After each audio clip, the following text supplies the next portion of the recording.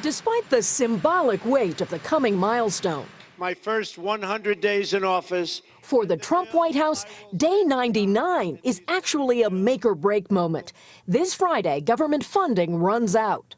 Government's going to stay open? I believe it will.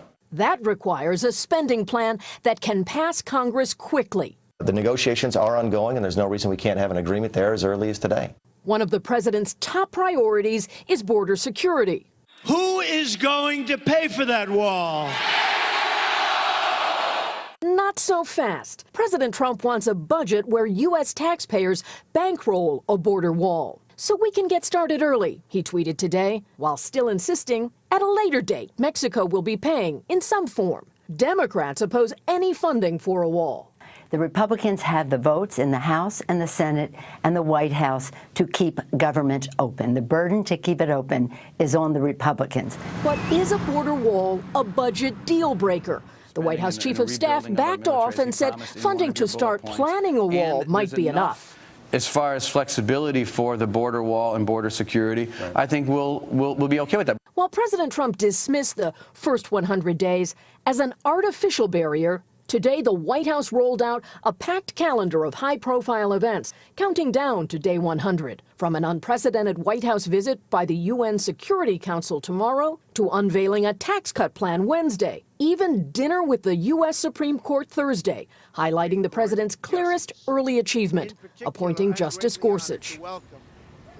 President Trump said a 100-day snapshot is just not meaningful. He describes his time here as a different kind of presidency. But on a much more practical note, a campaign fundraising email went out with Donald Trump's name, urging supporters to donate to become 100-day members. Kate? Kelly O'Donnell at the White House. Kelly, thanks. And with all of that in mind, let's get more on how the president is viewed in our new NBC News Wall Street Journal poll. We turn to our political director and moderator of Meet the Press, Chuck Todd. Chuck, what do we see?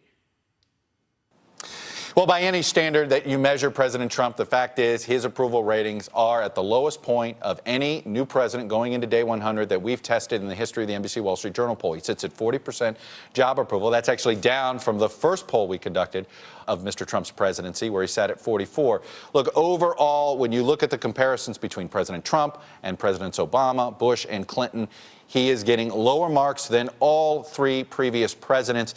If you look at simply first 100 days, nearly half of the country believes he's gotten off to a poor start, 45%. Nearly another 20 are saying only a fair start. So the fact of the matter is he starts in a hole. There is some positive news for him. They give him better marks in the economy than they do in foreign policy. You always want to be getting better marks on an economy than anything else when you're president. But look, the fact of the matter is we are in what is normally the honeymoon period for a new president. And if your poll numbers are sitting here, it's hard to imagine your poll numbers going up in the first year of a presidency after the honeymoon. Consistently, history says they always go down, Kate, at least at this point of a presidency. So he's got a reverse historical precedent here if he's going to improve his own chances for a successful presidency and the party's chances for a successful run here in Washington. We shall see. Kate, back to you. All right, Chuck, thanks so much.